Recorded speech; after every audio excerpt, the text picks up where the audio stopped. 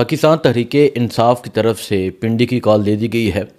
9 अप्रैल की कॉल है। 9 अप्रैल रजीम चेंज को 4 साल मुकम्मल हो जाएंगे और 9 अप्रैल के दिन ही पाकिस्तान तहरीक-ए-इंसाफ पिंडी में अपना मैदान सजाएगी। अब क्या इरादा है, क्या पिंडी में जलसा होगा, क्या पिंडी में एहतजाज होगा, नहीं होगा, ये आपको बताते हैं।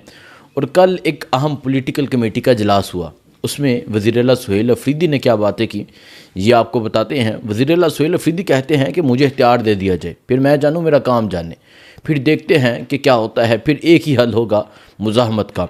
सो इस हवाले से काफ़ी चीज़ें जो हैं वो आपके सामने रखते हैं, क्योंकि इंतज़ार किया जा रहा था कि अब पाकिस्तान तहरीक-ए-इंसाफ, अब स्पेशली वज़ीर आला सुहेल अफरीदी जो हैं वो स्ट्रीट मूवमेंट के बाद कब एहतजाज की कॉल देंगे, कब लॉन्ग मार्च की कॉल देंगे, कब सड़कें बंद करेंगे और कब इमरान खान की रहाई के लिए तमाम तहरीक-ए-इंसाफ जो है वो इक़दाम करेगी।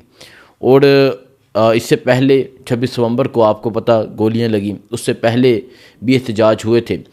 वज़ीर आला सुहेल अफरीदी जब उन्होंने वज़ारत आला का मनसब संभाला, उसके बाद इन्होंने स्ट्रीट मूवमेंट की।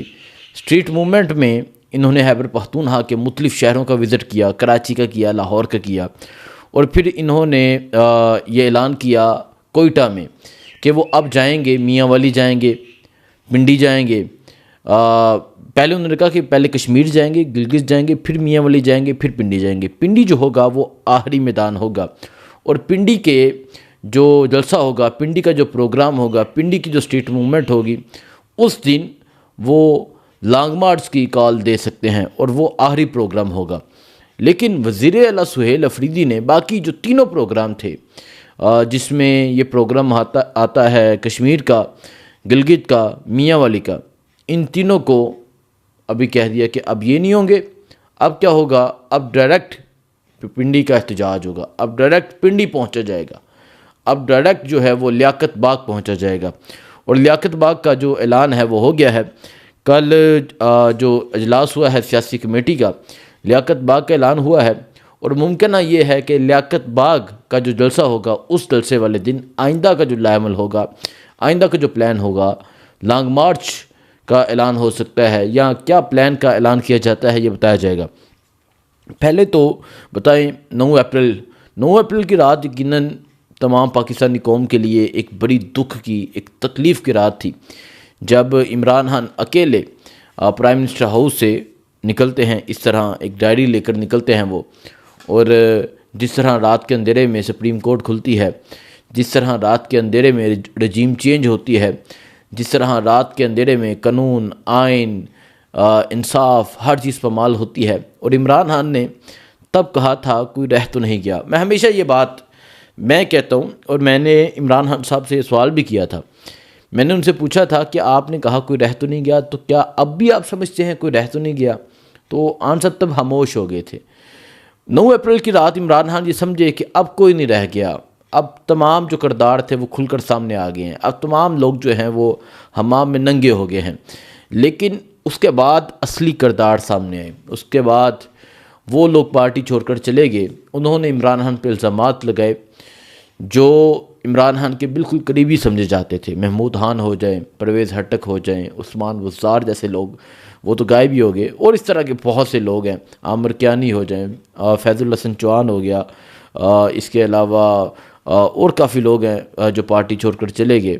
फराह हबीब जैसा बंदा, इसने जो अल्फाज इस्तेमाल किए। तो 9 अप्रैल की रात के बाद असल इम्तहान शुरू हुआ, फिर 9 मई हो गया, 9 मई के बाद और असल इम्तहान शुरू हुआ। तो अब 4 साल हो जाएंगे रजीम चेंज को 4 साल मुकम्मल हो जाएंगे।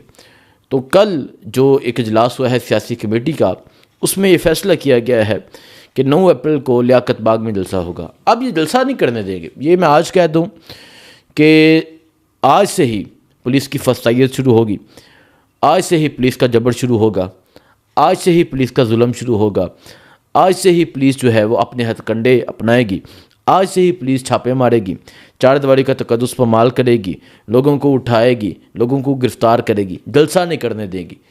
लेकिन आप ये याद रखिएगा कि 9 अप्रैल को माहौल बन जाएगा, 9 अप्रैल को एक मुज़ाहमत सड़कों पर नज़र आएगी। और फिर सबसे अहम ये है कि वज़ीर आला सुहेल अफरीदी किस तरफ से उस जो एहतजाज है उसमें शिरकत करेंगे। क्या वो खैबर पख्तूनख्वा की तरफ से आएंगे या फिर वो पिंडी की तरफ से आएंगे। KPK की आवाम किस तरह लियाकत बाग के जलसे में पहुँचेगी, ये बहुत अहम है। तो फिर ये भी कहा जा रहा है कि 9 अप्रैल को जो है आइंदा का लाहमल जो है वो दे दिया जाएगा, प्लान जो है वो कौम के सामने रख दिया जाएगा। सो 9 अप्रैल के हवाले से अभी तैयारियाँ की जा रही हैं। अब जो कल सोहेल अफरीदी ने जो बात की, एक अहम बात की, उन्होंने कहा कि तमाम जो एख्तियारात हैं वो मुझे दे दिए जाएँ, फिर मैं जानूँ, मेरा काम जाने कि हमने क्या करना है, और फिर मुज़ाहमत होगी, फिर जो होगा वो डायरेक्ट एहतजाज की कॉल दे दी जाएगी। क्योंकि लोग सवाल करते हैं, लोग मुझसे पूछते हैं, हालांकि पार्टी का जनरल सेक्रेटरी है, पार्टी का चेयरमैन है, हालांकि ये तहरीक तहफ़्फ़ुज़ आईन पाकिस्तान, ठीक है, ये है, हालांकि इनके पास इख्तियार है, लेकिन आपको पता है कोई सूरत हाल नज़र नहीं आती।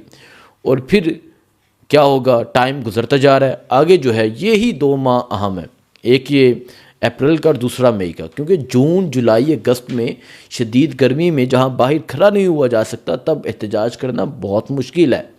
तो यही 2 माह हैं और ऐसा महसूस हो रहा है कि इसी माह की कॉल दे दी जाएगी या फिर अगले माह के स्टार्ट की। तो अब 9 को क्या होता है, 9 को पिंडी में मैदान सजेगा।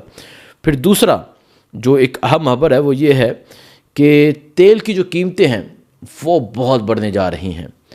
आप इस तरह समझे कि एक बम, तो मैं छोटी बात कहूँगा, एक एटम बम मारा जा रहा है पाकिस्तानी कौम पे। और अगर पाकिस्तानी कौम इस दफ़ा जो तेल की, पेट्रोल की, डीज़ल की कीमतें बढ़ेंगी, अगर पाकिस्तानी कौम यकीन करें कि इस दफ़ा भी ना निकली, तो फिर इनका अल्लाह ही हाफिज़ है। और क्या ये ठेका जो है, ये इंसाफ का ये ठेका जो है, ये लोगों की बात करने का, क्या तहरीक इंसाफ के वर्कर्स ने उठाया? क्या यही आपके लिए निकले? लोग ये चाहते हैं, मैं सदीक जान की बात सुन रहा था, बड़ी ज़बरदस्त बात की, उन्होंने कहा कि 99.9% लोग ये चाहते हैं कि तहरीक इंसाफ के लोग एहतजाज करें और हमें आज़ादी मिल जाए, हमें हर सहूलत मिल जाए, मारें भी वो खाएं, कैदे भी वो झीलें, ठीक है, तकलीफ़ें भी वो बर्दाश्त करें वो, और हमें सुकून से हम घर बैठे एक्स यूज़ करें, टिकटॉक यूज़ करें, फेसबुक यूज़ करें, यूट्यूब यूज़ करें, और हमें घर बैठे आज़ादी मिल जाए। इस तरह नहीं होता ना। अब देखें, पाकिस्तान 26 करोड़ का मुल्क है, अगर 26 करोड़ में 1% भी निकला है तो कितने हो गए? 26 लाख।